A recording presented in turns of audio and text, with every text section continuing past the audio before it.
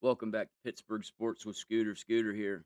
Well, let's talk about the Pittsburgh Pirates. They lose another game last night, 4-2. Um, Losses suck, but the way they're losing now is what is bothersome. The offense is just non-existent lately, anyways. You you go and fix a pitching staff, a bullpen. You make it way better.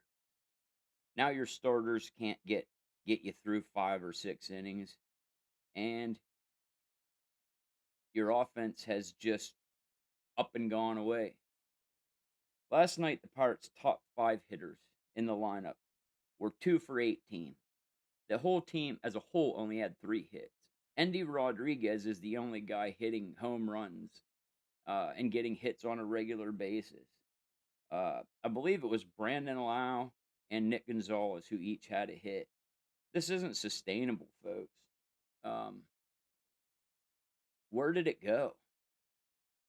I think the injuries are finally starting to show.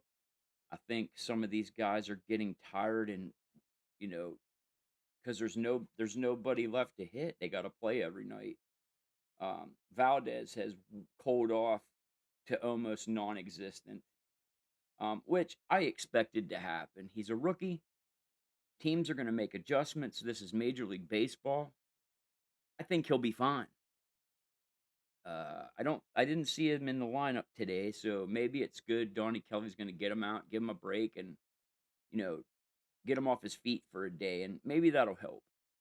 But the league's fighting back. That's what happens in Major League Baseball, and now Valdez has to figure out a way to combat that. He's still done a good job with walks, but last night was the first time that I really thought that Esmeralda Valdez looked overmatched. I think it's kind of getting in his head now.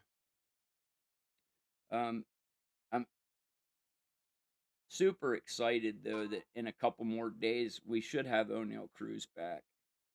That'll be a big help, and we'll talk about that here in a little bit. But let's focus on last night's game a little bit. Paul Skenes, he looked good for a couple innings, but his control is just not there, and this is what's been so rare.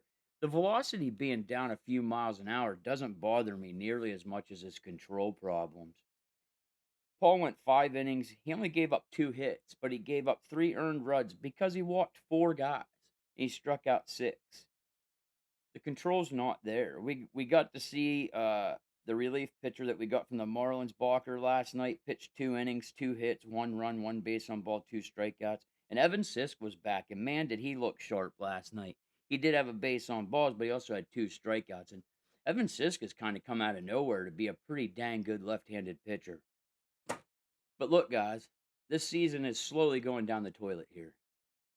And what bothers me as much as anything is I don't know about you guys, but when I watch these games, I just don't see a lot of fire. The Pirates just don't look like they're playing with an edge.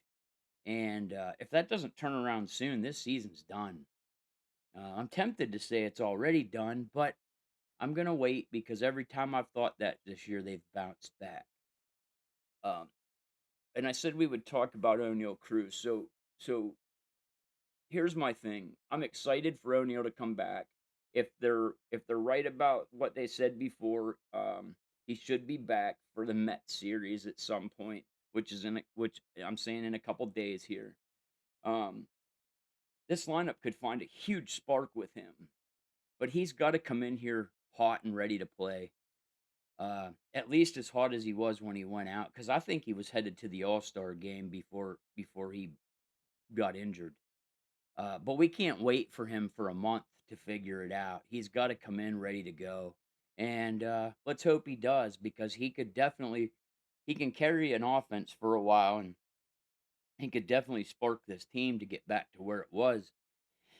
The only person missing out of the lineup then is Evan Sisk. I'm sorry, is Ryan O'Hearn and Griffin, 2 big guys, but I think if Cruz can come back hot, he can get this offense back on track. Time will tell. Now let's talk about tonight's game. Braxton Ashcraft on the mound against May, who the Brewers just got the trade deadline from the Cardinals. But here's what I want to say about this. Braxton Ashcraft, time and time and time again this year, is the man who has come into these games, put his foot down, and got the Pirates back to winning. Not Paul Skenes, not Jared Jones, definitely not Mitch Keller. Um, I've been saying this since the second month of the season, and I've got people who've got nasty with me about it, and I frankly don't care because the truth hurts. Right now, Braxton Ashcraft is absolutely the ace of this pitching staff. It's not Paul Skenes. It is Braxton Ashcraft. I am not saying that Braxton Ashcraft is better than Paul Skenes. Right now, he is. That's a fact. But overall, we've seen the best of Paul Skenes, and it is dominant. But right now, at this moment, and for most of this year, Braxton Ashcraft has been the absolute ace of this starting pitching staff. I'm anxious to see if he can do it once again. Because think back, guys. You may not remember, but think back. Over and over and over again, this man has come out when the Pirates needed him most and put his foot down and got wins for this team. Or at least pitched in games that were a run and were close and we should have won games that he pitched in. So let's see if Braxton can do it again. Would be a big statement night if Braxton Ashcraft can come out and dominate again. So let's see what happens. I'm curious to see if this offense is ever going to wake up. If it's going to, it's got to be guys like Mangum, Brandon Lau, Brian Reynolds. Where are you at? Nick Gonzalez. Um, Come on, guys. It's time to wake up. Or just wave the white flag and let's just call it a season and go home. Because right now, the way you're playing and the way you're acting, it looks like that's what this offense has already done. So let's go. That's the video. If you enjoyed it, hit like and subscribe. And until next time, and as always, let's go Bucks.